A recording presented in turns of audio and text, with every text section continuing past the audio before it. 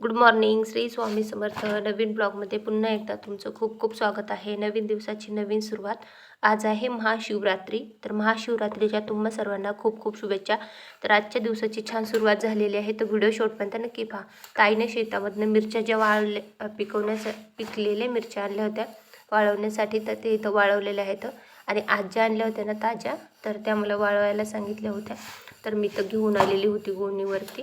तर हे बघू शकता, याच्यामध्ये जर थोड्याशा हिरव्या मिरच्या ज्या आहेत ना, त्या पण मी आता याच्यामधनं निवडणार आहे. म्हणजे आपल्याला साबुदाण्याची खिचडी बनवायला त्या कामं येतील. तर ह्या सगळ्या मिरच्या ज्या आहेत ना, त्या चांगल्या उन्हामध्ये वाळवल्या तर वर्षभर टिकतात.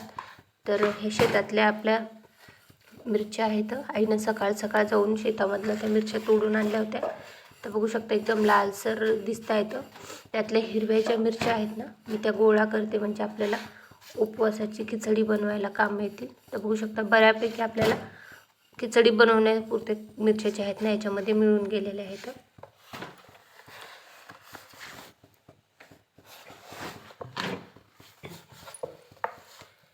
ताज्या ताज्या हिरव्या मिरच्या ज्या आहेत ना, मी याच्यातनं निवडल्या आणि लगेच मग घरी घेऊन आले खाली. कारण की स्वयंपाक करायचा होता, उपवासासाठीचं फराळ वगैरे बनवायचं होता. तर मिरच्या ज्या आहेत ना, एकदम पूर्ण उन्हात किंवा पूर्ण सावलीत नाही, तर मध्ये थोडंसं ऊन, मध्ये थोडीशी सावली, अशा जागेवर वाळवल्यात. म्हणजे त्याचा कलर जात नाही. जसा रेड कलर आहे ना तसाच टिकून राहतो.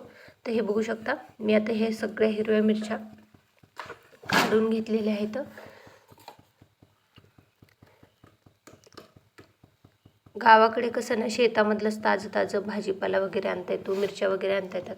तसं आपल्याला शहरामध्ये आणता येत नाही. पण आता गावाकडे मस्तपैकी असं घरचं आणि नॅचरल पद्धतीने पिकवलेलं जे कडधान्य असतं किंवा धान्य असतं किंवा भाजीपाला असतो ना, ते आपल्याला घेता येतो, खाता येतो. बाई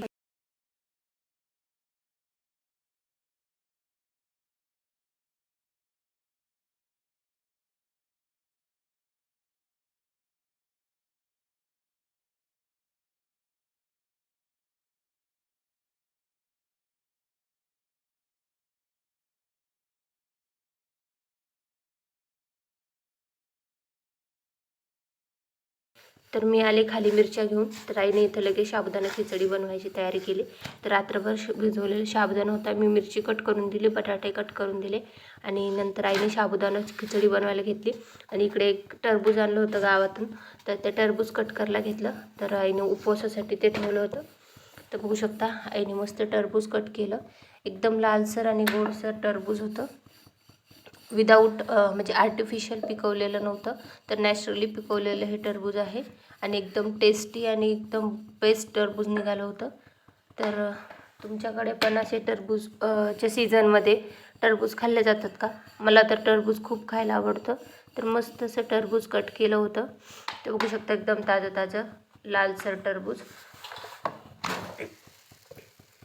त्यानंतर आईनं साबुदाणा खिचडी कंटिन्यू केली आणि मी मस्त टरबूज एन्जॉय केलं, गोड गोड लालसर टरबूज. तर या तुम्ही पण टरबूज खायला.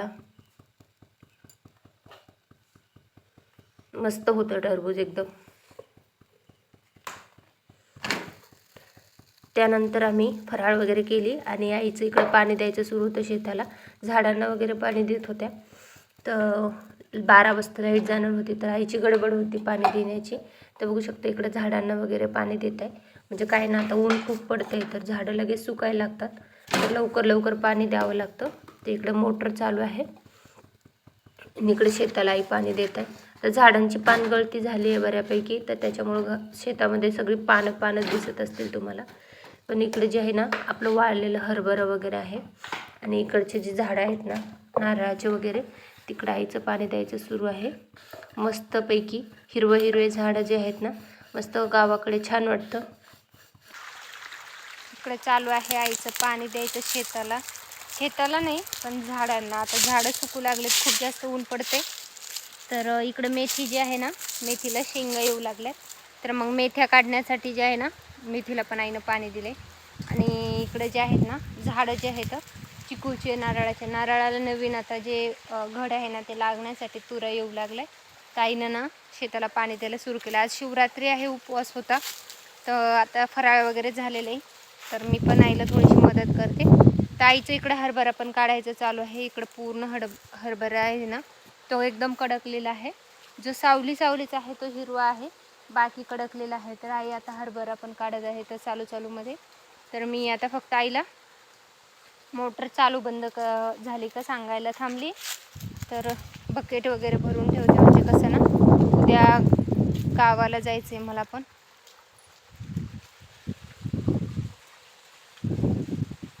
गावाकडे एक वेगळीच मजा असते.